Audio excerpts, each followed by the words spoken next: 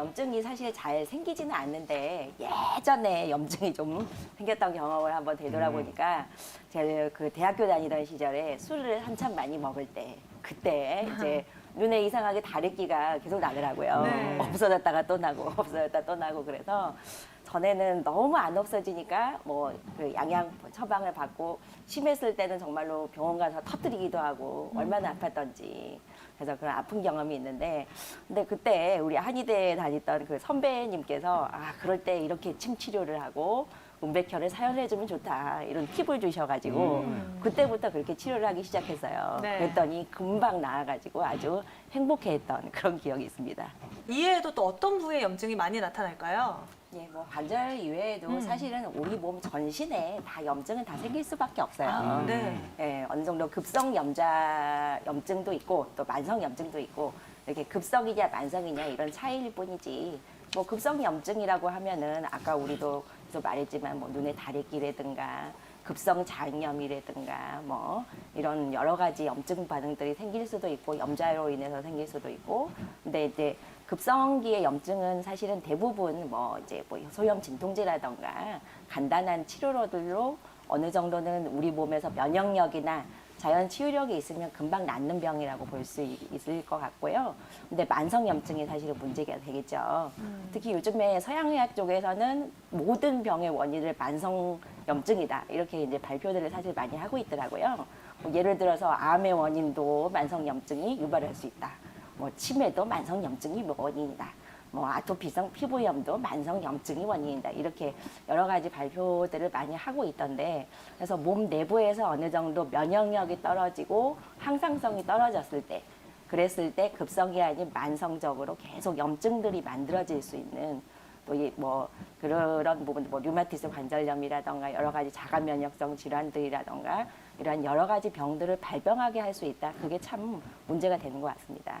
급성기에 또 열이 아주 심하고 이렇게 좀 몸 컨디션이 너무 초반에 지나친 고열이라던가 몸 컨디션이 아주 항상성이 떨어져 있을 때는 그렇게 이제 뭐 여러 가지 좀 급하게 끌 수 있는 그러한 치료들이 좀 필요하시는데 이제 아까 말씀드렸지만 만성으로 염증이 계속 생기는 사람들 이런 경우가 상당히 우리 한의원에는 많이 내원을 하는 것 같습니다.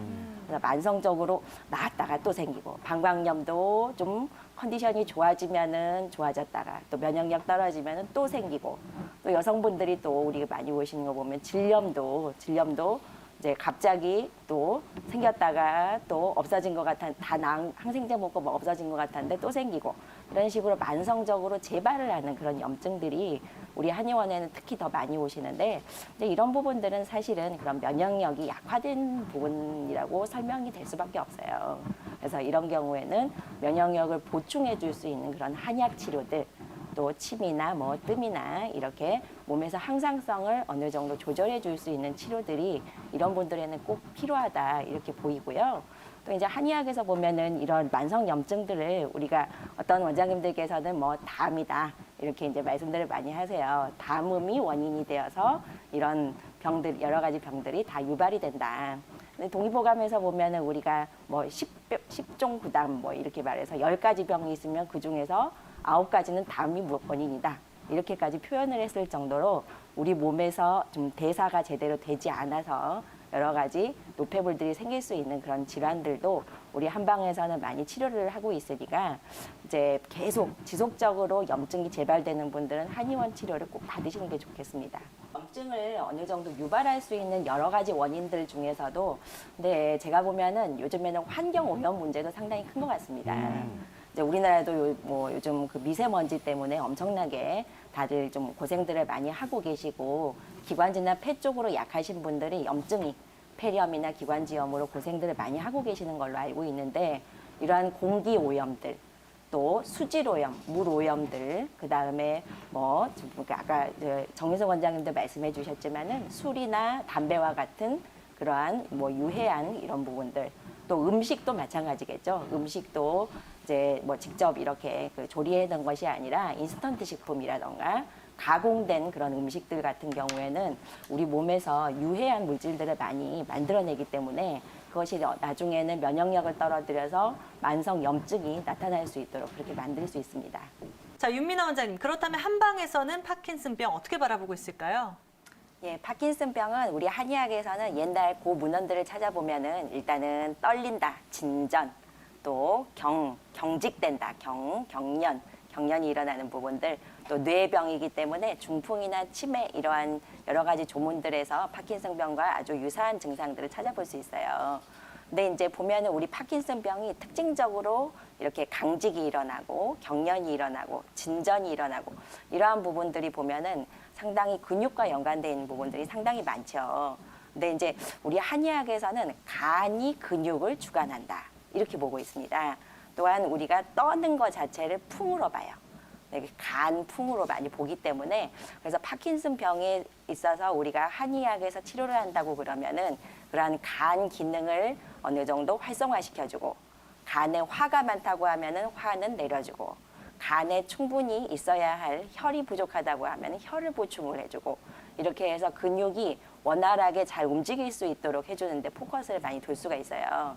그래서 예를 들면은 뭐 한약 중에서도 간과 연관되어 있는 뭐 청간탕이라던가 억간산이라던가 뭐 체질에 따라서 열다한소탕이라던가 또 침 중에서도 뭐 혈자리 중에서 태충혈이나 양릉천혈이나 이렇게 간과 또 근육과 관련되어 있는 그런 혈자리들을 응용을 하면은 파킨슨병 환자들이 아무래도 그런 증상이 약간 완화가 되시고 병의 진행을 막는 데 도움을 많이 받으실 겁니다. 윤미나 원장님, 평상시에 어떻게 생활 관리를 하는 게 좋을까요? 예, 이 파킨슨병 환자들은 정말 생활 관리가 너무너무 중요하세요. 그래서 일단은 규칙적으로 낮에는 활동하고 밤에는 꼭 주무실 수 있도록 수면 장애가 많이 오기 때문에 이렇게 시간을 자는 시간, 일어나는 시간 확실하게 좀 해주셔야 되고 운동은 정말로 필수 중에 필수입니다. 그래서 일단은 걷는 운동은 당연하고요. 그다음에 유산소 운동들 또 어느 정도 근력을 좀 강화를 시켜주고 근육이 계속 경직이 되고 진전 떨려버리기 때문에 이완시켜줄 수 있는 운동 이러한 여러 가지 운동들은 반드시 무조건 하셔야 된다고 보면 되고요. 그다음에 또 식이 관리도 어느 정도 먹는 부분들도 근육이 이 씹는 근육이라던가 삼키는 근육들이 점점 나중에는 말을 안 들어요. 그래서 너무 지나치게 딱딱한 음식이라보다는 부드러운 음식, 삼키기 쉬운 음식들 또 여러 가지 좀 그 몸에 어느 정도 도움이 될 수 있는 그런 고단백 식이들 또 야채들 또 변비가 많이 생기잖아요. 그래서 식이섬유가 많이 좀 포함된 음식들을 많이 드시는 게 좋으시고요.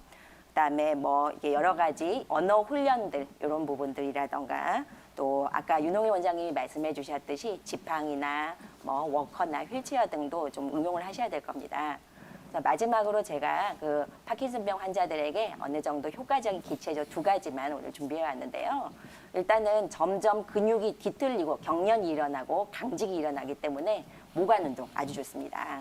네, 바닥에 이렇게 누우셔가지고 팔다리는 바닥에서 직각으로 이렇게 뻗으신 상태에서 거기서 탁탁탁탁 계속 털어주시는 거예요.